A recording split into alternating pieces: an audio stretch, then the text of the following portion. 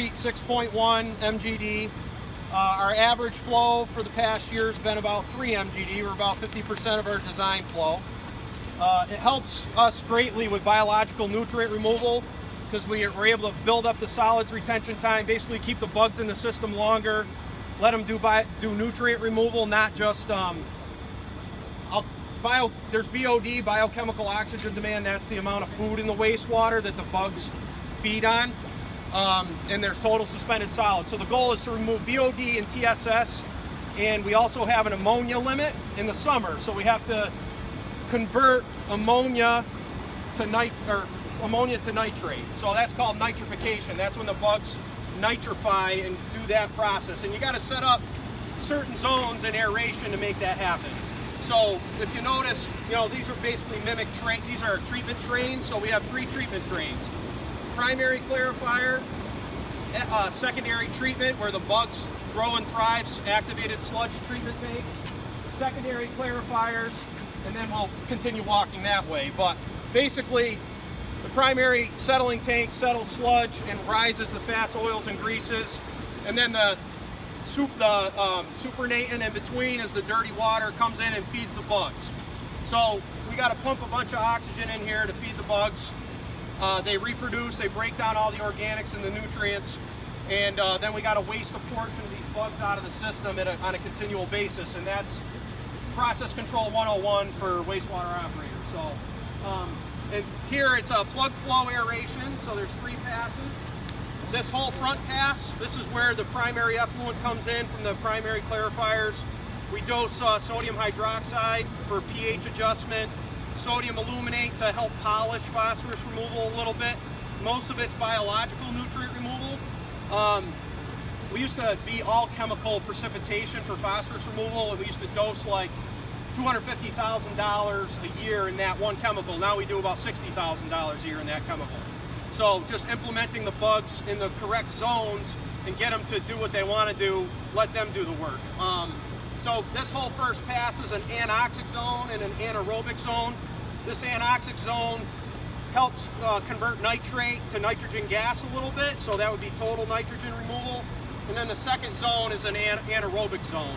So that's for PAOs, phosphorus accumulating organisms, and that's the phosphorus bug. So then they go into the aerobic zone, the 2-pass aerobic zone, and the highlight of the whole pilot test is the ammonia probe. The ammonia probe's right here, and that's a hot product, and it's right into that SC1000 controller. So we have multiple inline probes. We got the ammonia probe, DO probe, pH probe, TSS, so we know the concentration of bugs in the tank. That's important. And then we have an ORP probe at the end. That's oxidation reduction potential. So that's measuring something else. But basically that SC1000 controller can take in all those inputs from all those online analyzers, and then it's communicated over our SCADA network into our PLC, and then we get it right on our SCADA, and we can track and trend it. It's awesome. It's an operator's dream. I mean, we're kind of spoiled here. We got a lot of good inline instrumentation, which helps us really finely tune the process. So, but this ammonia probe is located basically 50% of the way through the aerobic zone, and our target is to, instead of, in the past we've like over nitrified, which means convert all the ammonia to nitrate. And when you do that, it's extra energy, extra air, and more chemical, more sodium hydroxide, because the bugs chew up the alkalinity. So now we're like fine-tuning the process with the probe to kind of target like a 4 or 5 milligram per liter ammonia, and so we're dropping the DO down and dosing less chemical and still effectively meeting our permit, no problem. So it's basically trimming, and of course there's like diurnal cycles to try to keep track of it all, and it's been different in the spring, summer, and fall. But overall, like I think it was 13% energy savings and 20% chemical savings. So it's that one probe. We're actually using one probe for all 3 treatment trains. So we're thinking about investing 3 ammonia probes in all separate treatment tanks, but we monitor the effluent and we kind of ballpark what's the ammonia reading here, what's the ammonia reading in the effluent, not much difference, and then we let it go. And then we have some programming in SCADA to help us control the air automatically based on the ammonia reading. So that, hopefully I didn't get too complicated, but How's the maintenance on the probes? good question. So someone asked, what's the maintenance on the probe?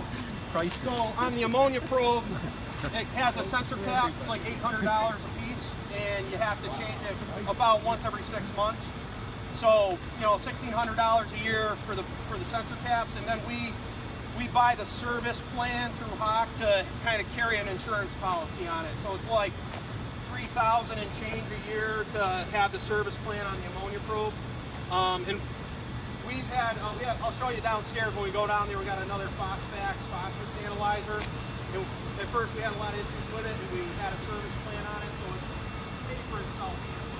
So it's kind of more of an insurance policy. We have a couple service contracts on the probes, the TSS probes. DO and pH we don't, they're simple, and if they break it's $1,000, but the ammonia probe's like 10 grand, or with all the apparatus, and this is like an air blast system that shoots air jets at the end of the probe to keep it clean. So, yeah, sorry. Tim, Are these horsepower diffusers here? yeah, so what I didn't mention is, when I first started here, this was like, the zone was off, and then after that baffle wall, the air was on. So we had too much air. We shut the air down, and then we didn't have any mixing here. So we went to the WFTech show, we looked at all the sophisticated mixing equipment, and we're looking at big capital investment, and Ken and I said, well, we take two trains down a year, one in the spring, one in the fall. We're gonna take it down, we're gonna cut X's in the membranes, the fine bubble membranes we got, sanitary diffuser. So we cut an X in it, removed 10 in a row, plugged the holes with stainless steel screws, and kept going, and that's why I got this crisscross pattern. So we use about 45 cubic feet a minute of air out of our blowers that we're already pumping in, and now we're mixing our zones, and it's been like that for like 4 or 5 years now, and it works great. I test the ORP, it doesn't transfer that much oxygen, so it works really well. Any other questions? No? All right, since they're there, we're going to go down in the gallery.